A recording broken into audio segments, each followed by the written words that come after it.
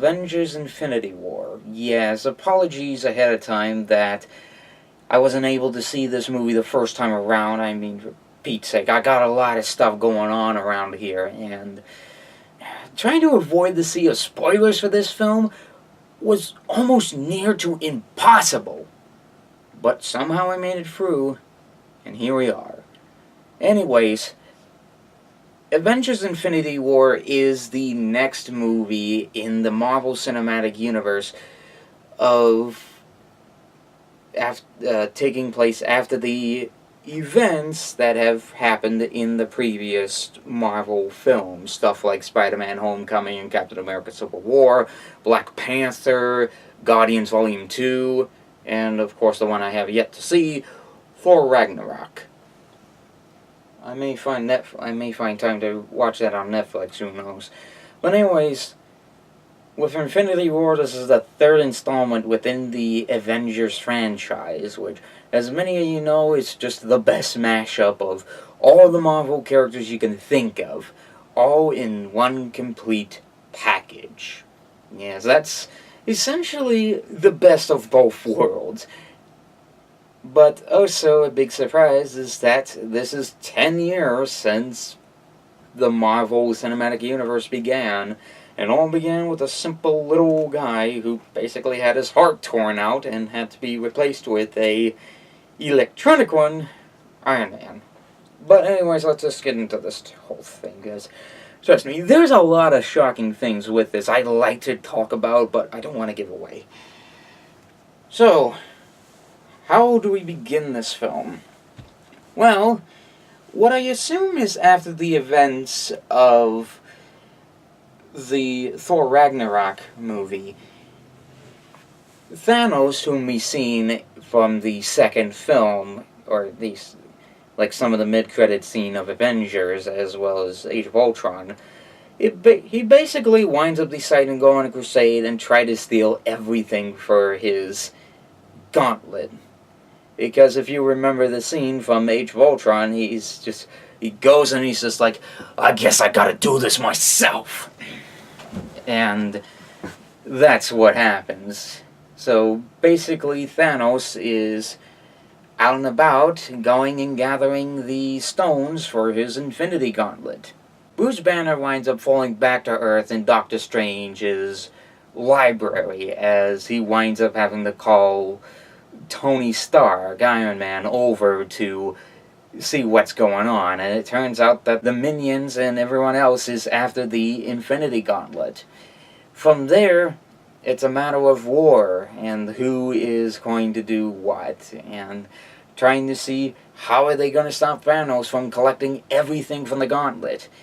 And and a couple of times they travel through many dimensions, many verses where these stones are compiled, as they wind up coming across Black Panther and the Guardians of the Galaxy and Thor and Doctor Strange and everything in between, pulling every stop possible to tie every Marvel film, minus Deadpool, into this big feature film. Oh, and don't forget Ant-Man in that mix. That's important as well. What I like about the movie is, you know, the action is still, like, very amazing. What I like about the movie is that there's just a lot of action and a lot of, like, tension and suspense, and a lot of given detail on how are they going to stop this guy from basically taking over the entire universe, destroying everything on Earth, and for him to essentially reverse time. It's a lot for him to try and decide, and it's only a matter of minutes till they have to figure out how to stop him, if they could.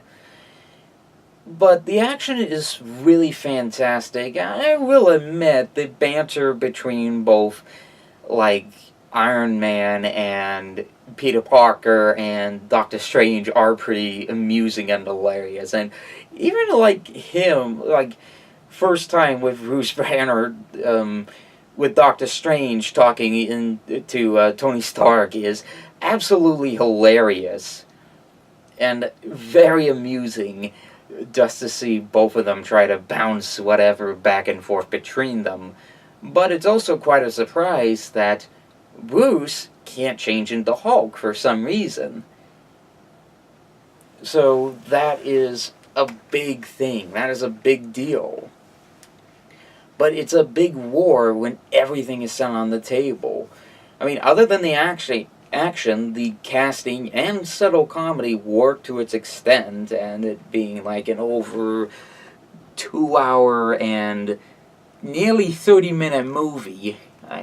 Wow, that's probably the longest Marvel film I've sat through possible. Unless there was a longer one.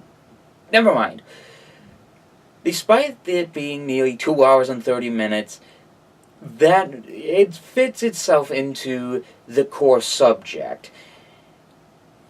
And it's to its extent works as what was considerably announced at the time, part 1 of this. Supposedly there is an untitled part 2 that's going to come out, but I'll leave that for the final summary. But pretty much the good is the action, the comedy, and even the darkness of some parts that even at times would leave people most shocked. And speaking of which, let's talk about that. That part where they're showing off the weird, strange, dark moments that are in the film, which I won't dare give away, it is quite a twister and a big surprise that honestly I do not want to give away what happens in this. I mean, pretty much just as that happened, I left out of the theater just traumatized, nothing much to say. I mean, I wasn't even sure if I was supposed to even do this review to begin with, if I were to continue onwards, because I would just talk about this ending. But let's just say the ending will leave you in for a big surprise, so pretty much the only bad thing. But I guess for something that's supposedly going to be a double-parter, I guess that sort of kind of fits the bill for this one being part 1, and whatever the next title will be next year, part 2. Now comes the big question for the final summary. But overall, not much really bad is in the movie, just the dark ending and everything, though I'm sort of kind of a little bit odd and not used to dark endings in comics. I don't know. But the final summary is that this Marvel film still works. The casting is still Marvel. You get to see a lot of wonderful characters, even if you don't see, like, Deadpool or anyone else in the movie. For the most part, it does its job of being a film telling one of the Marvel stories. And that's the best thing that you could get out of the movie. The dark ending is really shocking and twisting, and if you actually want to see this movie to yourself, I give you this one choice. Don't look into the spoilers. Or at least, don't look into the internet to try and take a look at the spoilers, because it's not pretty, man. Not pretty at all. And then in general, that leads into the next question on what the title will be for Infinity War Part 2.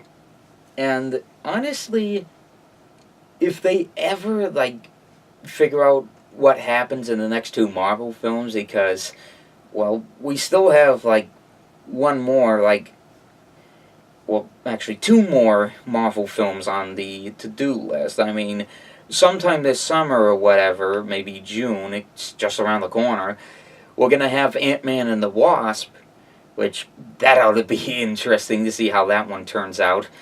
And then we also have some film called Captain Marvel. I'm not sure, who is Captain Marvel? Besides that, I never even heard of a Captain Marvel before. Is there really, truly a Captain Marvel? Is Stan Lee Captain Marvel? Who knows? But in the long end, where does this leave the entirety of this film? Just overall, the dark ending is shocking, and I won't dare give it away and avoid the internet at all costs. And it's still Marvel, great casting, great action, an awesome score by the composer, and still an amazing series overall. Pretty much all I can say for this one, without much, and apologies if this review was all over the place or felt vague, is that in general, I consider this movie to at least be buyable on Blu-ray by any means necessary. The film just completely was shocking and traumatizing. I mean, how do you even react to an ending like that? How? But with that in mind, Avengers Infinity War. Have you seen it? What'd you think about it? And whatever your thoughts are, comment below, let me know. And as always, if you like what you've seen here and you want to see more, well, just stick around the corner if you want to see more. And as always, I'm the Fub Guy, and I will see you guys for the next movie.